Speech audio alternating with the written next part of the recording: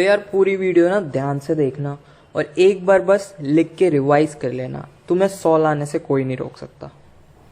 Start with a new chapter of class 12 computer science, that is computer network. तो यार ये सारे topics हैं जो हम इस वीडियो में कवर कर रहे होंगे। So let's start with our introduction. What is a computer network? A computer network is a set of nodes connected via communication links. ठीक है, जब हम नोड्स को आपस में कनेक्ट कर दें किसके थ्रू, कम्युनिकेशन लिंक्स के थ्रू, वो क्या फॉर्म करता है, computer network. Set of nodes connected via communication links. Now what is node? Any device in a network that can send, receive, store और क्रिएट डेटा। ठीक है, ऐसा कोई सा भी डिवाइस जो कि डेटा सेंड कर पाए, स्टोर कर पाए, रिसीव कर पाए या क्रिएट कर पाए। For example computer, scanner, mobile etcetera. Second we have is link, any medium through which data travels. तो यार इस डायग्राम के अंदर हमारे पास नोड क्या क्या हैं। फॉर एग्जाम्पल इधर कंप्यूटर है, प्रिंटर है, राउटर है, सर्वर है। ये सारे फिजिकल डिवाइसेस क्या है, हमारे पास नोड है। ठीक है, और इन सब को आपस में कनेक्ट कौन कर रहा है, ये वायर। तो वायर क्या है, हमारी कम्युनिकेशन लिंक। और इधर देखो इंटरनेट से वायरलेस ट्रांसमिशन हो रहा है, तो इधर कम्युनिकेशन लिंक क्या है, एयर हो गई हमारी। Next topic we have is evolution of networking. तो यार ये फुल फॉर्म रट लेना, तुम्हारे एग्जाम्स में बहुत आती है। Advance research project agency network, ARPANET की। ठीक है, तो यार हिस्ट्री देख लेते हैं, एग्जाम्स में पूछी नहीं जाती पर तुम्हारी नॉलेज के लिए तुम्हें पता होना चाहिए। 1961 में ये ARPANET इस्टेब्लिश हुई थी। 1971 में ईमेल का बर्थ हुआ था। सिमिलरली 74 में इंटरनेट, 82 में TCP/IP प्रोटोकॉल्स आ गए थे, 83 में DNS, 1990s में HTML और WWW आ गई थी, 1997 में वाईफाई टर्म इंट्रोड्यूस हुई थी, 2010 में आर्टिफिशियल इंटेलिजेंस स्टार्ट हुई थी, जो कि 2023 अभी करेंटली बहुत ज़्यादा ही बूम पे है। For example ChatGPT। So our next topic is types of network. ये तुमने जूनियर क्लासेस में पढ़ा ही है। First is PAN, that is personal area network. Network formed by connecting few personal devices like computer, laptops, printers etcetera. तो यार अगर तुम 2 से ज़्यादा PC, लैपटॉप्स और कुछ फिजिकल डिवाइसेस को कनेक्ट कर दो तो वो जो नेटवर्क फॉर्म होता है उसे हम PAN बोलते हैं, that is personal area network. Range is up to 10 meters, for example mobile hotspot, Bluetooth etc. So second we have is LAN, that is local area network. It interconnects few nodes with a limited area. तो यार PAN का extended version होता है हमारे पास LAN। ठीक है, इसमें range बढ़ जाती है, स्पीड बढ़ जाती है और जितने भी डिवाइसेस होते हैं उनका नंबर बढ़ जाता है। ठीक है, range is up to 1 kilometre, speed up to 1000 MB per second. It is secure as only authentic connections are made. For example, Ethernet cables, Wi-Fi's. So third we have is MAN, that is Metropolitan Area Network. Its range is up to 40 kilometers. 2 or more LANs are connected via networking device can form MAN. तो यार LAN को अगर extend कर देंगे तो वो MAN बन जाता है। इसकी रेंज 40 किलोमीटर तक है और इसका एग्जाम्पल हो गया केबल TV नेटवर्क या broadband internet services. So next we have is WAN, that is wide area network. It interconnects a huge area such as countries, continents. तो इसकी जो कवरेज होती है वो सबसे ज़्यादा होती है across any type of network. So internet is the largest WAN. It is the most expensive, slowest and has most errors. Our next topic is types of network devices. तो सबसे पहला है मॉडम। मॉडम की full form modulator, demodulator. इसकी functionality देखते हैं। It converts analogue signal to digital bits and vice versa. तो यार मॉडम का काम क्या होता है, एनालॉग को डिजिटल में कन्वर्ट कर देगा और डिजिटल सिग्नल को एनालॉग में। The modem at sender end act as modulator and converts digital data into analogue signal. तो यार डायग्राम में देखो, इस डिजिटल का कन्वर्जन एनालॉग में किसके थ्रू होता है, मॉड्यूलेटर के थ्रू। और कहाँ पर होता है, सेंडर पे। The modem at receiver's end acts as a demodulator that converts the analog signal to digital. ठीक है, सिमिलरली एनालॉग का कन्वर्जन डिजिटल में कौन करता है, डीमॉड्यूलेटर। और ये कहाँ पे प्रोसेसिंग होती है, ये होती है रिसीवर के एंड में। तो यार ये डायग्राम सिंपल सा बना देना पेपर में। So next topic we have is Ethernet card. It is also known as network interface card, that is NIC. It is use to set up wired network. तो यार अब ईथरनेट कार्ड होता क्या है? It's a circuit board mounted on the motherboard of computer. इस diagram में देखो, ये जो सर्किट होता है इसे हम NIC बोलते हैं। The Ethernet cable connects the computer to network through NIC। तो यार जो ईथरनेट केबल होती है, तुम अपने PC में देखोगे कि ईथरनेट केबल को इसी पोर्ट के थ्रू इंटरनेट एक्सेस होता है। Next we have is RJ45। इसकी फुल फॉर्म है registered jack 45 which is an 8-पिन connector used exclusively with Ethernet cable for networking. तो यार जो हमारी ईथरनेट केबल होती है उसके एंड में तुमने वाइट कलर का पार्ट देखा होगा, इसको हम क्या बोलते हैं? RJ45। और यही RJ45 किसके अंदर जाती है? इस NIC के होल के अंदर। So next we have is repeater. Data are carried in the form of signals over the cable. यार तुम्हें पता ही होगा कि केबल में डेटा ट्रैवल कैसे होता है? सिग्नल्स के through. Signals lose their strength beyond the limit and become weak. तो यार जितनी दूर जाओगे तुम सिग्नल से, उतना सिग्नल तुम्हारा वीक हो जाता है। फॉर एग्जाम्पल राउटर, अगर तुम्हारा राउटर ज़्यादा डिस्टेंस पे है तो तुम्हारी नेटवर्क की रेंज बहुत कम हो जाएगी।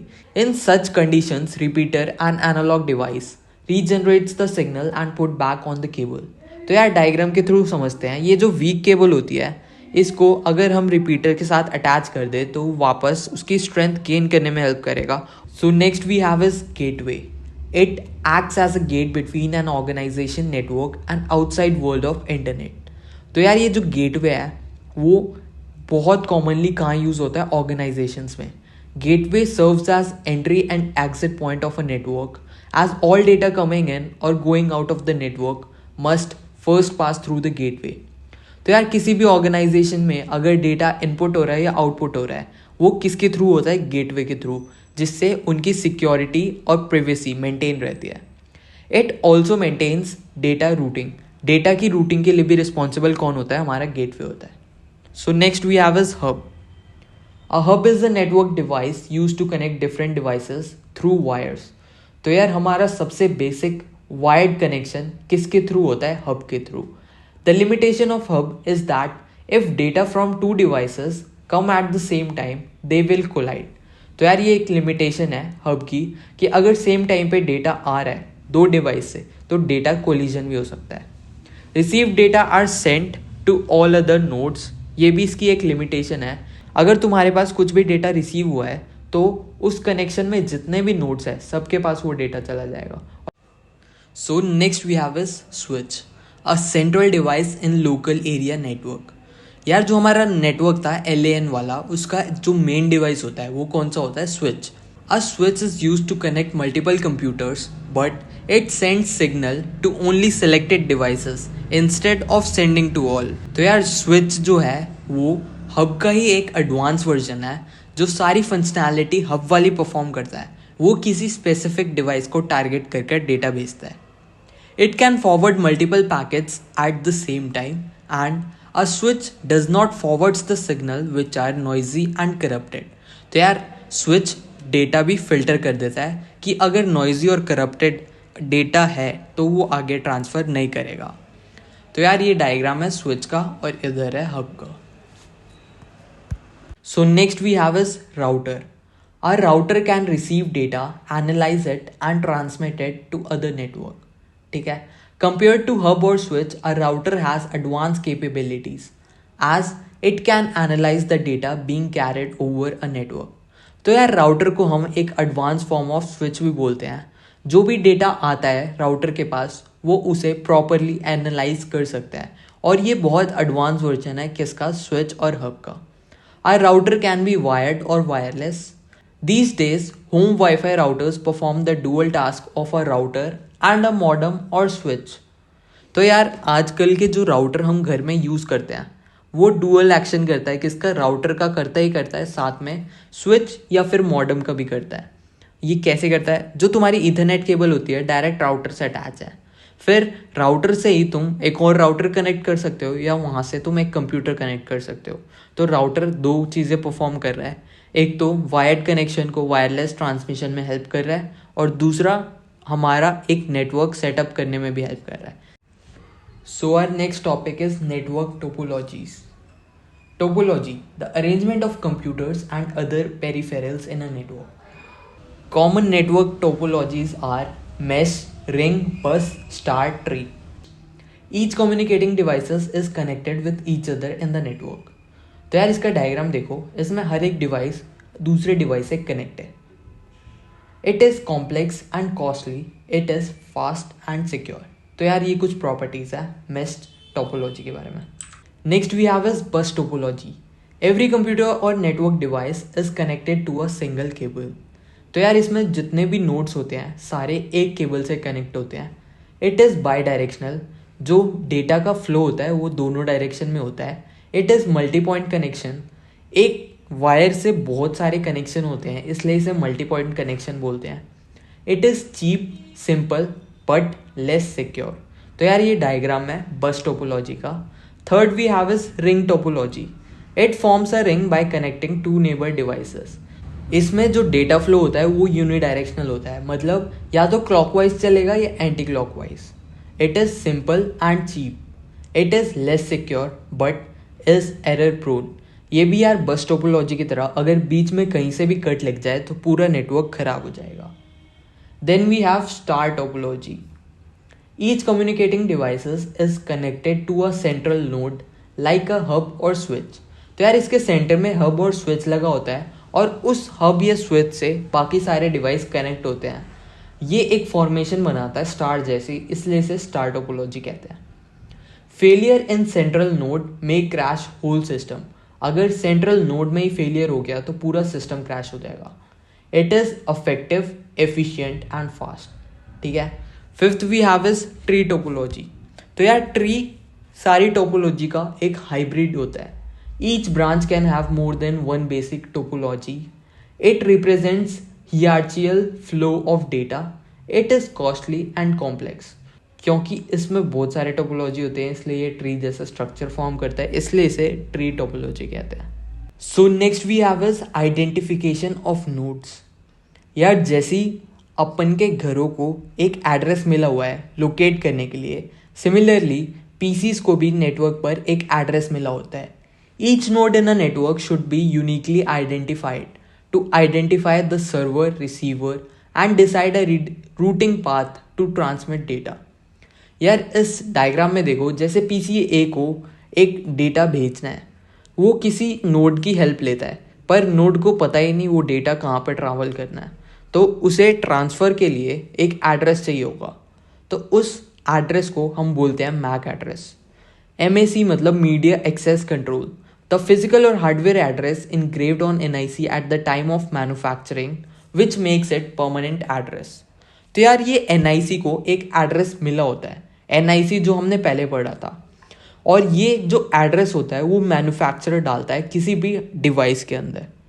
It is globally unique.